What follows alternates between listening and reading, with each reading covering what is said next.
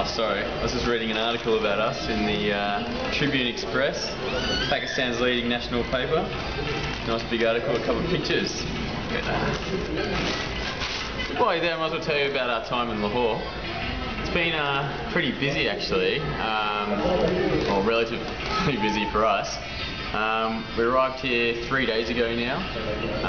We checked into a hostel that had been given a massive review in the Lonely Planet, but I suppose it really showed our Lonely Planet's out of date because the place was falling apart. The electricity turns off about 3 or 4 times a day for 2 hours.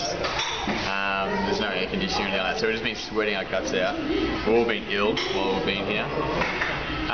But work sort of off the bike has been really good. One of the contacts we made through a friend in Islamabad, Sharu, organised a like a think tank group. So we went down to the Knowledge Factory where we met local journalists, students and people that are interested in child trafficking or interested in doing something about it. So we were there for about 3 hours. They asked loads of questions about our bike ride, loads of questions about child trafficking. We asked them loads of questions. We learned off each other. It was a really good day. The next day, Sharu then picked us up again and took us to an SOS village. So these are set up around Pakistan. There's 45 of them. And we met Osama, who's the manager of SOS.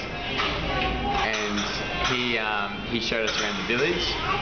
And we met a lot of the kids, and he showed us some of the activities they do. So basically these villages are set up for children that are displaced or after a natural disaster and they're left with no other family. So it gives them a home, gives them an opportunity to go to school for boys and girls.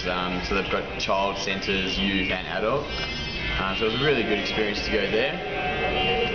The next day, Daniel and I were collected by Mohammed. He works for Oxfam. He's leading a campaign called We Can. It's a violence against women campaign. So Daniel and I went with him and we easily had the most amazing experience of our lives probably. Definitely the trip anyway. But we arrived at a government girls' school. We were joined with 40 volunteers from Oxfam that had been on a 4-day course. This was their culmination activity, if you like. But however, Daniel and I were the guest of honours. We didn't know this, but they opened these big iron gates, and I'm not exaggerating, there was easily 500 students, aged from around 8 to 15.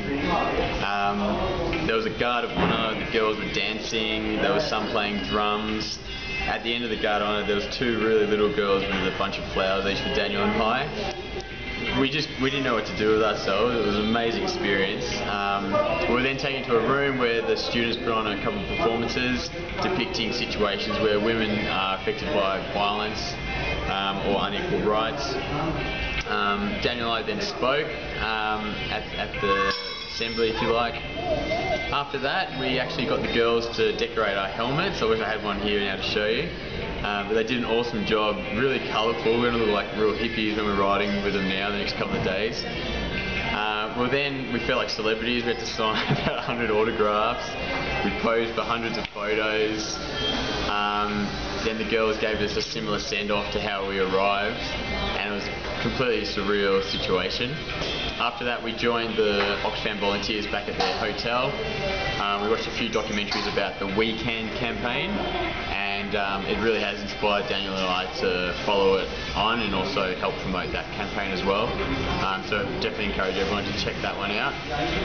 And then today we're actually planning to leave, but Aaron's fallen quite ill. He's got some problems with his guts. He really just couldn't get out of bed. He tried, but he just said he needs a few more hours. So Daniel and I just sat here now just doing some work on the website and uploading some videos.